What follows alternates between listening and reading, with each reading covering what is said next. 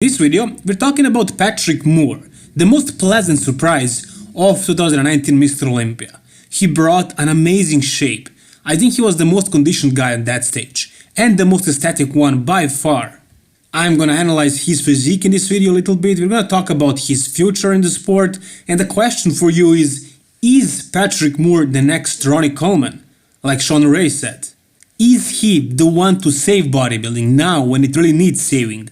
Is he the one, since apparently Cedric McMillan doesn't really care too much to get in shape for Mr. Olympia? The first time I heard about Patrick Moore was at the California Pro where he won, but he was a little bit smoother than he was at the Mr. Olympia. At the Mr. Olympia, this was his best ever, absolutely, and he looked amazing. I really had the feeling that he's gonna bring something special, and I said exactly that in my prediction video, you can check it out. And I was hoping that he's gonna crack the top 10, but in my prediction video, I gave him 11th place. Although he did crack the top 10, he took the 10th place. Yeah, he took the 10th place, but by the opinions of many, myself included, he deserved more. But we're gonna talk about that a little bit later, we're gonna see the comparison of him against the other guys who beat him and who didn't beat him. But as for now, let's watch his posing routine. And as you can see, this guy has the potential, he has the genetics.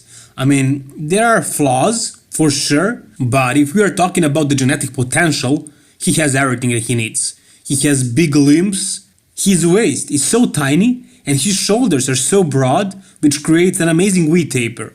He can bring conditioning, apparently, and he has the structure, he has the shape of his back, of his glutes, of his chest and everything. He just needs to be a little bit bigger. Look at his glutes, how straight they were, and look at that back. This was one of the most defined backs on that stage.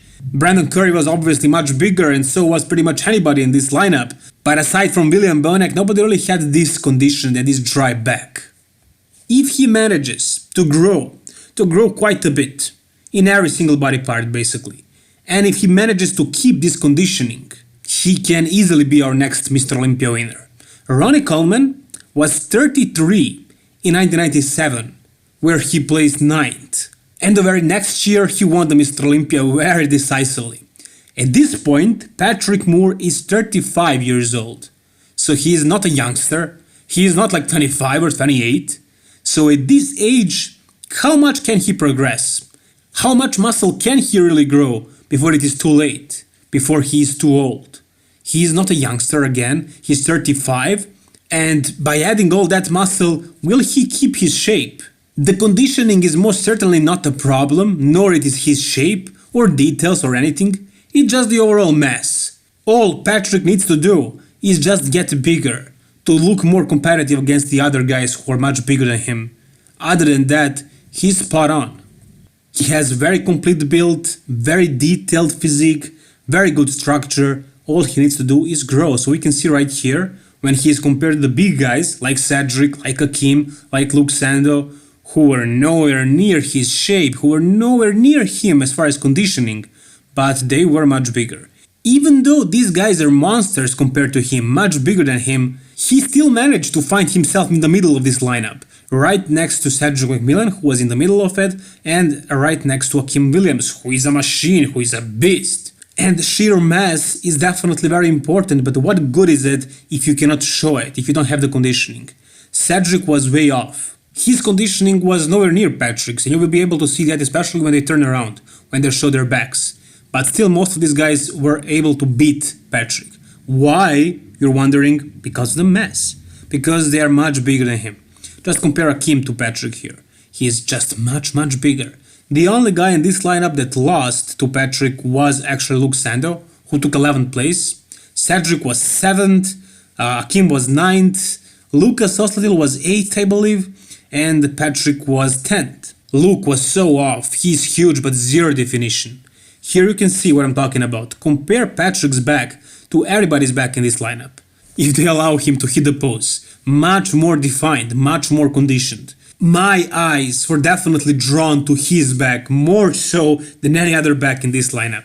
I just loved it. I just loved how he looked. But knowing how the judging criteria today works, I knew that he's not gonna beat most of these guys. I knew that because, size really matters. Size really matters in these kind of competitions. Just being shredded really isn't enough. There are middleweight bodybuilders who are much more shredded even than Patrick Moore, but they don't have the size, and that's why they're not at the Mr. Olympia. That's why some of them are not even pros. You guys can have your personal preferences, I can have mine, but if Patrick wants to win the Mr. Olympia, or to simply place higher than he did this year, what he needs to do is to grow. He needs to grow more mass. But if he wasn't able to grow it until the age of 35, he may never do it. Luke Sando is like 26 or something, so he's 10 years younger almost than Patrick. So basically anything is possible. We can watch him grow in this off season and get 20 pounds bigger for next year, or we can watch him fail and not even qualify for the Mr. Olympia. So this is just speculation. It happened so many times that people were expecting a lot from bodybuilders, especially from the newcomers, and most of them at least, never fulfilled the expectations. Will that be the case with Patrick Moore? We cannot know. We can just wait and see. But does he have the potential? Hell yeah, he does. And was he the most aesthetic bodybuilder on this stage? Yes, sir. Yes, he was. Yes, he absolutely was. Me personally, I loved it. I loved his physique. He was shredded, he was polished, he had very straight glutes, which is a really rare thing today, especially this year's Mr. Olympia. His lower back was dry. Aside from William Bonac, nobody had this shredded back. The shape is there, the structure is there. All he needs to do to be more competitive is to grow some muscle, to get a little bit bigger. But he is very, very good as he is. But you know what? Ronnie Coleman was also great in 1997, but what he became later on in 1998 is a different story. Right here you can compare 1997, I believe this 1997 version of Ronnie Coleman. If it isn't, it doesn't matter. Here on the right you can see Patrick Moore of today, and you can notice something very interesting which I'm noticing for the first time right now, the facial resemblance. They look alike, look at their faces. They look like brothers or like a father and son. The mustache is there, the hairstyle is the same, and also the structure of their bodies, very, very similar. But facial resemblance is really interesting. Anyways, all jokes aside, they really do look alike. Physique-wise, they really do resemble each other. If you take a look at Ronnie's arms and Patrick's arms, very similar. Chest the same, the structure in a wide shoulders, small narrow waist. The deep cuts in their quads, for example, and pretty much all over the place. That is what they both have. Now the question is, can Patrick bring that mass like Ronnie was able to? Another photo comparison right here. Very, very similar, you guys must notice this. It's very similar.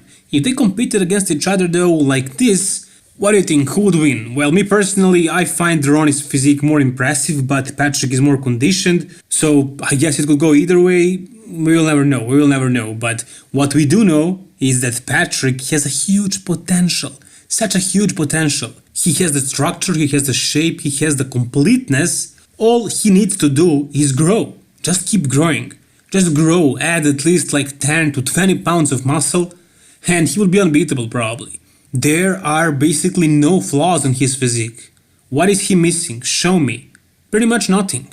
He has the quads, he has the glutes, he has the hamstrings, the calves, even calves, the narrow waist, the broad shoulders, arms are big, shoulders are good, chest is full, back is amazing, every single thing is there. But I guess we will have to wait and see what happens. If he does what he needs to do, if he grows enough to be competitive against the other guys, he may be our next Mr. Olympia winner. What do you think? How would he compare against Phil Heath if he really comes back? How would he compare against Sean Roden if he gets unbanned? How would he compare against Big Ramy if Big Ramy ever comes shredded?